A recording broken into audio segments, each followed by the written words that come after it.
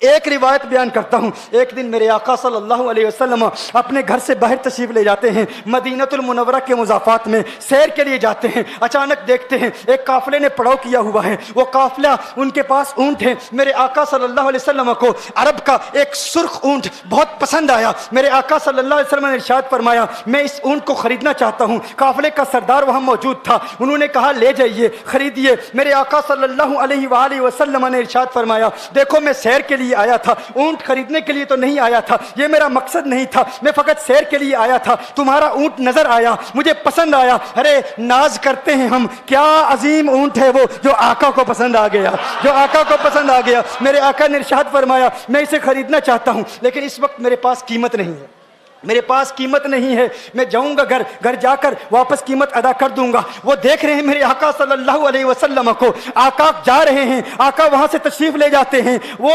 آقا کو کہتے ہیں آپ لے جائیں, اونٹ آپ لے جائیں. آقا کے حسن کے جلوے دیکھ رہے ہیں, اس وقت تک آقا کو دیکھ رہے ہیں جب تک آقا ان کی آنکھوں سے اوجھل نہیں ہو جاتے. جب آقا ان کی آنکھوں سے اوجھل ہو جاتے ہیں تو اچانک ایک شخص پوچھتا ہے, ارے یہ کون آیا تھا, یہ آنے والا کہاں سے آیا تھا؟ کہا جانے کہاں سے آیا تھا, ہم اسے نہیں جانتے. کہا اونٹ خرید کے لے گیا, قیمت دی, کہا نہیں دی. کہا کیا کیا, کہا ادھار. کہا ادھار دیا. نام جانتے ہو, نام نہیں جانتے. ایڈریس جانتے ہو, ایڈریس نہیں جانتے. پتا ہے کون ہے, نہیں پتا. کوئی ضامن نہیں, کوئی ضمانت دینے والا نہیں, کوئی چیز گروی رکھی, گروی بھی نہیں رکھی. عرب کا سرخ اونٹ انتہائی مہنگا اونٹ ہوتا ہے. علماء جانتے ہیں سرخ اونٹوں کی قیمت کیا ہے. کوئی بندہ آئے جس کا نام پتا نہیں, ایڈریس پتا نہیں کہاں رہتا ہے, کہاں سے آیا ہے, اپنا اونٹ, ان کا اونٹ وہ لے کے چلے جاتے ہیں, ادھار لے کے جاتے ہیں, نام بھی نہیں بتاتے, ایڈریس بھی نہیں بتاتے. کہا تمہیں کیا ہو گیا تھا, تم نے اپنا اونٹ یوں ہی دے دیا؟ ایک شخص بولا, ارے تم کہتے ہو کہ اس کا نام پوچھتے, اس کا پتہ پوچھتے,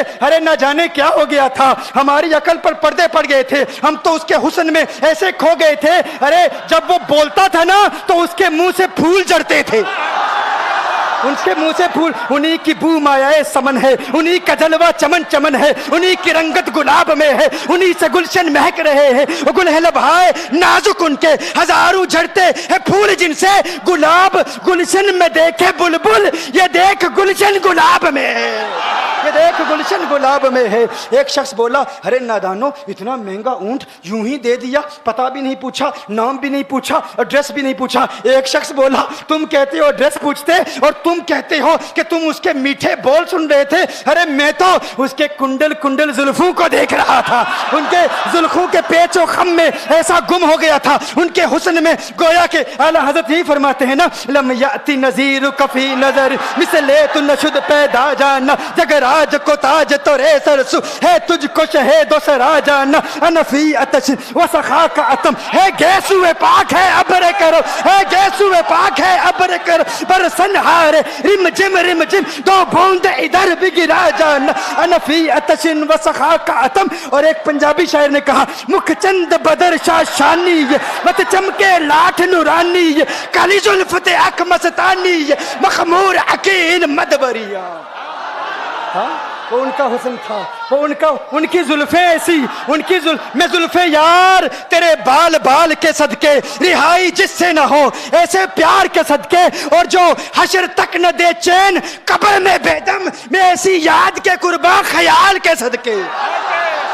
یہ ان کا حسن. دل میں جگر میں آنکھ میں بس تو ہی تو رہے, دل میں جگر میں آنکھ میں بس تو ہی تو رہے, اس کے سوا نہ دل میں کوئی آرزو رہے. اس اہتمام میں شوق میں سجدے کروں ادا, تیرا خیال آئے تو دل باوضو رہے. اور جنت میرے نصیب کی واعظ کو بخش دے, میرے کفن میں گیس ہوئے جانا کی بو رہے.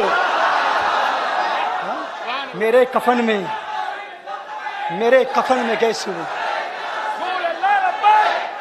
جو ان کی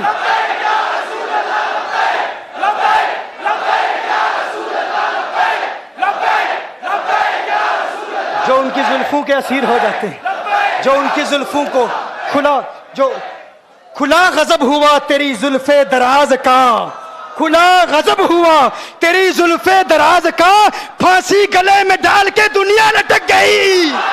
یہ ان کے زلفوں کا اثر ہے. لوگ قربان ہو جاتے ہیں, اپنی جان مارتے ہیں. آقا آپ کی کنڈل والی زلفیں ایسی ہیں, ہمیں کہاں یاد رہی قیمت کتنی ہے, نام کیا ہے, علاقہ کون سا ہے, شہر کون سا ہے. ابھی کلام ہو ہی رہا تھا, ایک شخص نے کہا ارے نادانو کیا کیا, اونٹ دے دیا, نام بھی نہیں پوچھا, پتہ بھی نہیں پوچھا. ایک شخص بولا ارے وہ تو ان کے میٹھے بولوں میں کھو گیا تھا, یہ تو کنڈل والی زلفوں میں کھو گیا تھا. لیکن تم جانتے ہو میں کیا دیکھتا تھا؟ کہا کیا دیکھتے تھے؟ کہا ان کے لبوں پر جب تبسم کی کھلکھلاہٹ ہوتی, جب مسکراہٹ ہوتی, ان کے دانتوں کی چمک دیکھ رہا تھا. وہ مسکراتے تھے, ان کا نور مجھے سامنے والے پہاڑوں پہ نظر آتا تھا. سامنے والے پہاڑوں پہ نظر. مازاق کا کجلا نین بھرے, وہ شمس کا بٹنا مکھ پہ ملے, ہے میم کا گھونگٹ چہرے تلے, وہ عرش کا تارا آوت ہے, یاسی کی چمک ہے دانتن میں, تاہا کا کرشمہ آنکھن میں, والفجر کا جلوہ گالن میں, وہ رب کا پیارا آوت ہے, وہ رب کا پیارا آوت ہے, وہ رب کا پیارا آوت ہے.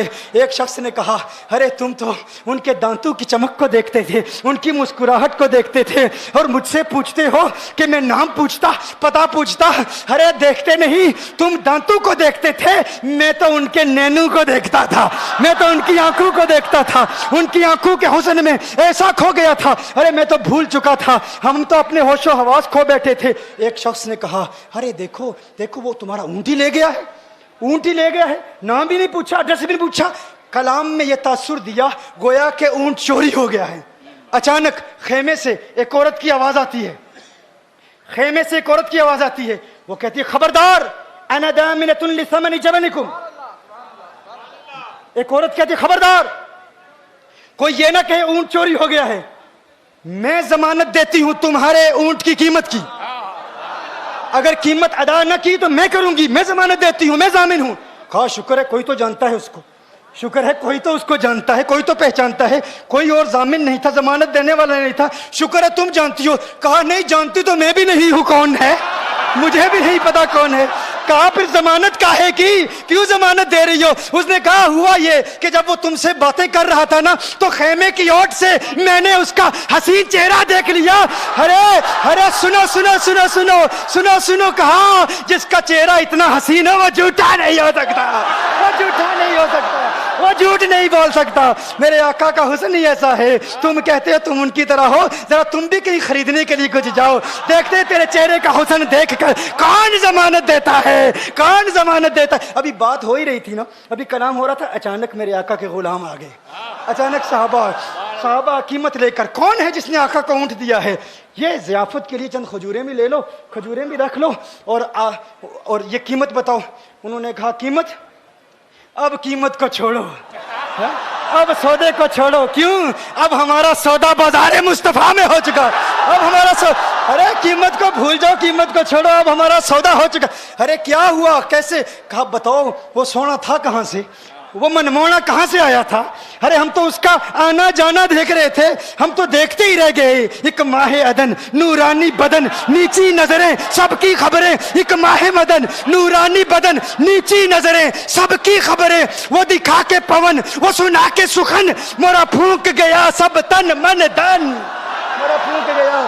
کہا وہ سونا تھا کون بتاؤ؟ ارے کہا وہ دیکھتے نہیں, وہ کھجوروں کا جھنڈ نہیں دیکھتے, ارے وہی تو مدینہ المنورہ ہے.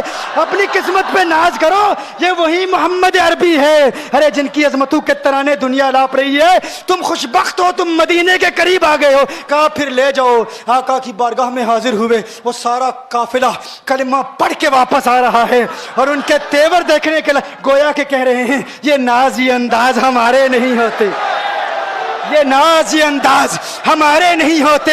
جولی میں اگر ٹکڑے تمہارے نہیں ہوتے, ملتی نہ اگر بھیک حضور آپ کے در سے, اس ٹھاٹ سے منگتو کے گزارے نہیں ہوتے.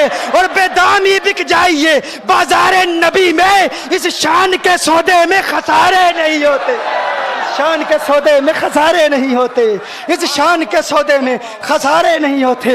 بتاؤ آخر تم کس اعتبار سے آقا کی طرح ہو؟ یہ گفتگو جاری رہی تو صبح ہو جائے گی, فجر ہو جائے گی. میں اتنی مثالیں پیش کروں گا کہ وقت ختم ہو جائے گا, اور پھر ہم کہیں گے کہ ابھی نہ دل کے ارماں ختم ہوئے تھے, غضب ہو گیا کہ سحر ہو گئی.